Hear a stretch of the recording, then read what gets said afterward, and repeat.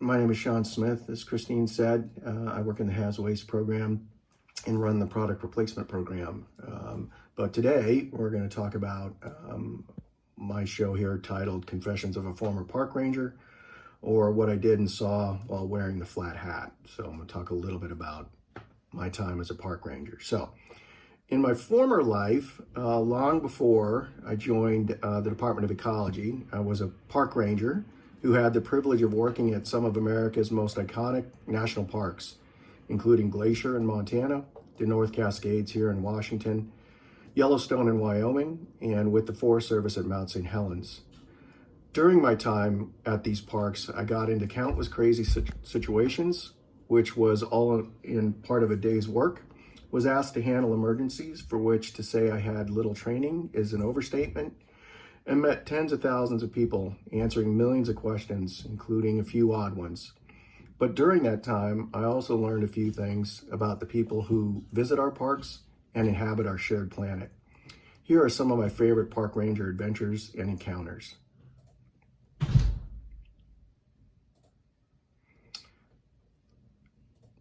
My first Park Service job was as a park naturalist at Glacier National Park. I lived in St. Mary's and worked at both St. Mary's and the Logan Pass Visitor Center. Besides leading hikes and answering questions, I gave regular evening campfire programs at the Rising Sun Campground, where the arrow is pointing.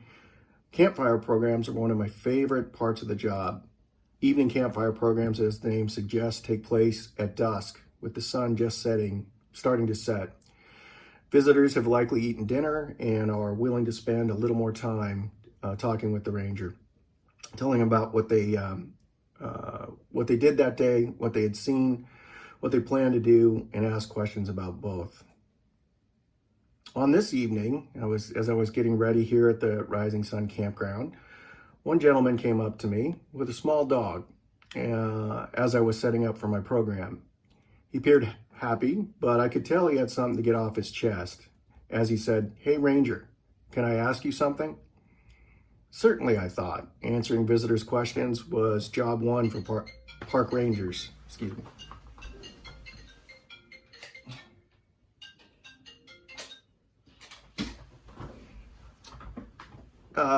Certainly, I thought. Answering visitor questions was job one for park rangers. During my years with the Park Service and Forest Service, I probably answered tens of thousands of questions. I ran through my head my canned answers to the most predictable questions, like which hikes are the best in the area? What's the weather going to be like for tomorrow? Do I need reservations for the Lake McDonald Lodge? And the most popular question, where is the closest bathroom? So it was in this mindset that I said, shoot, where are all the bears? The man asks with a touch of annoyance. Excuse me, I respond. Where are all the bears? He repeats. I've been here 2 days and not seen a single bear. I'm starting to believe all the Park Service talk about bears is nothing but hot air. I start to laugh as I had seen hundreds of bears in my short time in the park, but quickly stifle it as I realize he's being serious. Oh, I can assure you, they are out there. I start, and I begin to tell him about the 600 plus black bears and the 300 plus grizzly bears that roam the surrounding forests. I tell him about the best times to see wildlife at either sunup or sundown, and even suggest a few hikes or places where bears are more likely to be seen. But I could tell he wasn't buying it. He let out a small puff of air through his pursed lips, as if to say, don't bother. At about this same time, I hear his dog start to bark. I dismiss it and continue my efforts to convince the man that there are bears out there in the park. The dog begins to now bark more wildly and pulls hard on his leash. I look down at the bark and say, hey, what's going on, buddy? I look up from the dog and see the man's face is now white as a sheet. The hairs on the back of my neck start to rise. I slowly turn around, pretty sure I know what I'll see. There, not 20 feet away, is a fairly good-sized black bear making his way through the forest just beyond the amphitheater. The dog is going berserk now. Without turning around, I ask the man to pick up his dog. For those who don't know it, bears and dogs generally don't get along real well, and interactions between the two often end badly for both. I reach for the bear spray on my belt, something I had been trained on but never had to use. I take it out and prepare for a potential charge. Keeping myself between the visitor and the bear, I slightly turn my head and begin to say, okay, here's what we're going to do. You're going to pick up your dog, and we are going to quietly, yet briskly, back our way out of the amphitheater. I know we don't want to run, because running can trigger the bear's predatory chase response. If one throws a howling dog into the mix, then we have the recipe for what is shaping up to be an evening, which is likely to end in a very long written report to my supervisors. Turning my head back to the bear, I begin in a low voice to apologize to him for interrupting his evening stroll. Just then I realized I hadn't gotten a response from the visitor about my plan. I began to repeat my instructions while turning my head completely to look the man in the eye. When I do, I see him at full sprint exiting the amphitheater and obviously running to the safety of his car. The small dog clutched like a football under one arm and still barking his challenges to the bear. I slowly turned back around toward the bear, at this point, which had stopped his ambling to see what was going on. Shoot, I say. Well, bear, it's just you and me. Again, so sorry to bother you this evening. I'm just going to grab my hat and coat and leave you in peace, signaling my proposed exit to the bear with a thumb over the shoulder gesture. I slowly back my way out of the amphitheater, continuing to apologize for the interruption, making sure not to make direct eye contact with the bear, but keeping him in the corner of my eye. Eventually, after what seemed like hours, I make it out of the amphitheater to the parking lot, where I can take a deep breath. The visitor and his yapping dog are nowhere to be seen. I can only assume he's miles away by now, and feeling likely the whole thing was set up. It wasn't. It was a typical Tuesday night evening program at the Rising Sun Campground. The bear eventually moved on, off into the dark of the surrounding forest. The only disappointing thing about the evening is I didn't get to do my program. After Glacier, I worked in the North Cascades National Park, specifically at Stehekin. To call Stehekin a small town is being generous. Stehekin's population during the summer balloons to roughly 300 people, but nearly disappears in the winter when full-time resident numbers drop to roughly 6 dozen. So Stehekin is to town what a glass of water is to a lake. Did I mention Stehekin's small? Besides a small number of residents, there are also a small contingency of park rangers, including myself, in the town. And although there are only about 2 dozen of us here, we do everything from providing fire protection, first aid, law enforcement to garbage collection, road maintenance, and answering questions about best hikes. Anyway, the high point of each day is the arrival of the Stehekin Lady of the Lake ferries. When I worked there were 2 ferry landings, the fast ferry in the morning and the slower ferry around noon. The ferries drop off visitors who are staying at the Stehekin Lodge or going up the river to the Valley Ranch. Some visitors rent bikes and ride up to the bakery, while others take a short bus ride up to Rainbow Falls. A few adventurous individuals jump on the Park Service's shuttle to be dropped off at trailheads along the Stehekin Road. The remaining visitors hang around the landing, get some refreshments, and take in the views from the lodge's boardwalk. And the boardwalk is where our next story begins. The ferry had just landed this day, and passengers were unloading and spreading out for their day's adventures. I was up in the Golden West Visitor Center, just up from the landing. I was awaiting the handful of visitors that always find their way up to the visitor center. This day seemed to be no different than any other, except shortly after the ferry's arrival, an out-of-breath visitor burst into the center, obviously excited about something. My mind raced. Had the ferry sunk?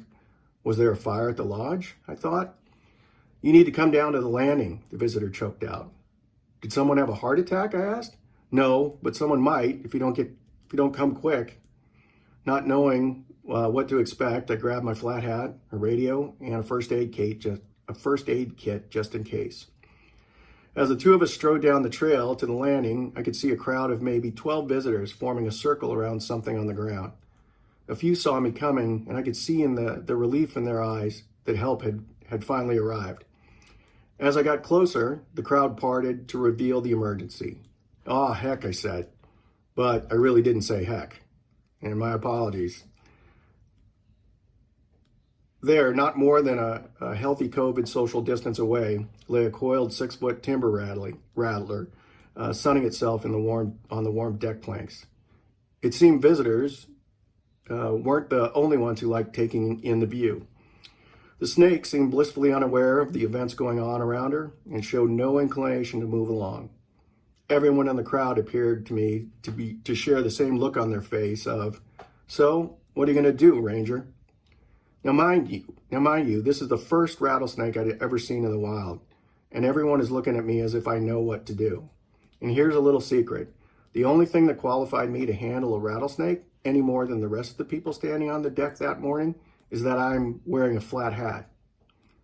Visitors expect, rightly or wrongly, for park rangers to be able to handle any situation that arises in the national parks. They are, in one sense, our original superheroes.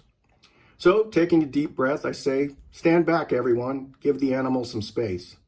That's the standard park ranger command for just about every wildlife encounter. Yet, if I had hoped that having everyone step back a few paces would allow the snake to realize her mistake and take the opportunity to skedaddle to safety, well, those hopes were quickly dashed. What now, I think? I can't leave this rattlesnake on the boardwalk at one of the busiest parts of the landing. Someone could get injured and the snake would likely end up dead. So I got on the radio, called for backup. The only other ranger on duty that time of the day was up valley. It would be several minutes before she could arrive. In the meantime, I needed to do some song and dance to keep the snake and the visitors separated. So on the spot, I gave an impromptu program on North Cascades rattlesnakes and answered questions on their feeding habits, how many live in the park, and on and on and on. After what seemed like an eternity, my backup finally arrived. But if I had hoped that she would know what to do, that hope was quickly dashed. My partner had an even bigger reaction to seeing a snake on the landing than I did. She didn't want to get within 10 feet of it. Now, I don't want to leave the impression that my colleague was a scaredy cat. That was not the case. In fact, earlier in the summer, she and I had been called upon to harass a black bear that was getting too close to the landing with little more than our bare hands and a few firecrackers. With only these meager tools, she stood the bear down and got him to rethink his desire to mosey on down to the landing. Anyway, back to the snake. Between the two of us, we devised a plan. We would get a metal garbage can and shoo the snake into it with a large shovel. I unfortunately drew the short straw and had to hold the can. The crowd had now built to several dozen, and each were watching us with rapt attention. If this event had taken place today, I have no doubt that it would have been live streamed on Facebook or TikTok with the dramatic heading, "Rangers Wrangle a Rattler. Watch to the end to see who ends up dead." So we told the crowds to step back a bit more and prepared us for the task at hand. My colleague held the shovel and said, "On three." I grabbed the garbage can handles and tried to position as much of it between me and the snake. 1, 2, 3, she said. She slowly enticed the snake toward the can. The snake was now fully aware of what was going on and not too thrilled about being roused from her sunbathing. With some coaxing and a lot of body English and finally a little bit of a scoop and flip of the shovel, we got the snake in the bin. I placed it upright and tightly put the lid on.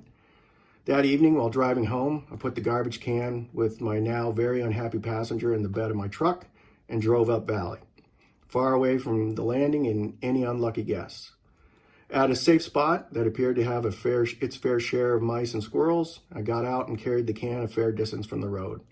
I set it down and took off the lid. While the snake was a little shaken, overall she didn't appear any worse for the trip. I took the shovel we had used to scoot her into the can and pushed the can over, spilling out the snake. It took a while for her to realize she was now free, but eventually she slithered off, never to be seen again. Later that night, I consulted my job description and clearly saw that snake handling was not a listed job duty. However, you can be certain that I added it to my list of skills on future park applications. So, as I've stated, when you're a park ranger, a major part of your job is answering questions. Some, such as where's the bathroom, are easier to answer, while others, like what's this animal in a picture that's out of focus and taken in the middle of the night, are a little more difficult. But to its credit, the Park Service arms its park rangers, especially those staff that man visitor centers or other high visitor use areas, with answers to the most asked questions. However, there are some questions that no amount of training will prepare you for, and I got a fair share of these. For example, hey Ranger, did you know that America never went to the moon? If we did, why haven't we gone back? Or, hey Ranger, did you know that the recovery at Mount St. Helens blast zone proves the Earth was created in 7 days? My standard response to these types of questions was to say, I didn't know that. But I didn't follow my own response strategy for the strangest question I ever got. I was at the Yellowstone West Thumb Geyser Basin, finishing up a guided hike where a park visitor comes up to me and asks, hey Ranger, did you know there are hidden tunnels in Yellowstone? I wasn't sure if I'd heard him correctly. Did he say tunnels? He must be confusing Yellowstone with another park, which is common. It's more common than one would think that visitors show up at Yellowstone only to be disappointed to learn that the mighty redwoods were in the other Y park, Yosemite. But for the life of me, other than Mount Rushmore, I couldn't think of any hidden or secret tunnels in the park system. There are no secret tunnels in Yellowstone, I said with confidence. Yes there are, he responded. It's part of Agenda 21. So, for those that don't know, Agenda 21 is a voluntary United Nations program that lays out a framework for sustainable development. Let me stress, Agenda 21 is strictly voluntary. No country is required to follow any of its recommendations. Yet, despite this, some believe Agenda 21 is a Trojan horse to take property rights under U.S. sovereignty and force all U.S. citizens to move to cities. In other words, a plot to subjugate all of humanity under an eco-totalitarian rule. The theory requires the UN to infiltrate local, state, and federal agencies to implement the takeover. Meanwhile, UN World Heritage Sites and Biosphere Reserves, which are honorary designations for places of world significance, will serve as the launching sites for UN troops for a UN troop invasion and the enforcement of Agenda 21. Oh, did I mention that Yellowstone is both a Biosphere Reserve and a World Heritage Site? Anyway, the man went on. There are tunnels under Yellowstone, he asserted, and they are housing U.S. troops and the troop carriers, tanks, and black helicopters needed to enforce Agenda 21 when the time is right. At this point, I could tell the man really believed what he was saying, and I should have followed my own advice and said, wow, I didn't know that. But he told the story with such conviction and vigor that I found myself asking, well, how would the troops know where to go? Oh, that's easy, he said. Most of these troops you see are coming from other countries where they drive on the left side of the road. So, Unscouts have placed markers on the back of our traffic signs with secret messages. Only the UN troops know how to read, and it's these markings that will tell them where to go. Okay, we are really going down the rabbit hole, I say to myself. I got to wrap this up. I check my watch and say, look, I'm just a lowly GS5 Ranger, and a seasonal one at that, and they don't tell me everything. But what I do know is there are billions of gallons of boiling hot water under this park. Below that, a volcanic magma chamber filled with enough molten rock that if it erupted, it would bury the entire United States under several feet of ash. I seriously doubt there are any tunnels, secret or otherwise, housing U.S. or UN troops in this park. Oh, he says without missing a beat, you're one of them. We part ways after that. I don't know if he ever found the entrance to the secret tunnels. I know I sure didn't. So, despite all the crazy adventures and countless questions, what did I learn during my time in the national parks? Well, I'm glad you asked. Besides the expected information about the parks, their resources and wildlife, I learned some things about the people who visit the parks and the small planet we share. As you'd assume, visitors come to the national parks for a whole host of reasons. They come for the once-in-a-lifetime family trip, or they come to gaze upon that awe-inspiring view, hike that epic trail, or watch wildlife in their native habitat. In my interactions with visitors, I also realized they come to national parks for bigger reasons. They come to connect with something larger than themselves, to feel part of something important and lasting. In short, they come to be inspired. The National Park Service's mission is to provide for the enjoyment of park resources and wildlife in such a way that leaves them unimpaired for future generations. In other words, America's parks are gifts from past generations to us that we turn over to the unborn future. That's a mythic mission, one that people can't help but be attracted to. As I've said, I've given thousands of campfire talks, evening programs, and guided hikes. At the beginning of each of these programs, like most rangers, I like to warm up the crowd by asking where everyone is from. And I've noticed something in their response. For example, if someone was from nearby Jackson Hole, they would say, "I'm from Jackson." Meanwhile, someone from Boston would answer, "Well, I'm from Massachusetts." And a visitor from Berlin would predictably say, "Well, I'm from Germany." What these answers revealed to me is that the farther one is away from home, the more people one is willing to identify with.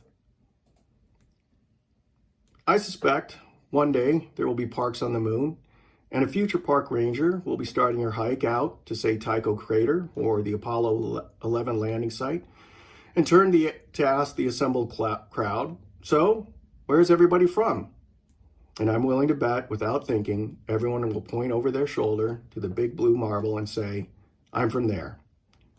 So in the end, my time as a park ranger taught me that national parks are one of the most powerful tools we have for breaking down barriers, for they create space for all of us to see and find common ground among our fellow humans. And it seems now, more than ever, we need more places that can help us see our similarities. Thank you very much.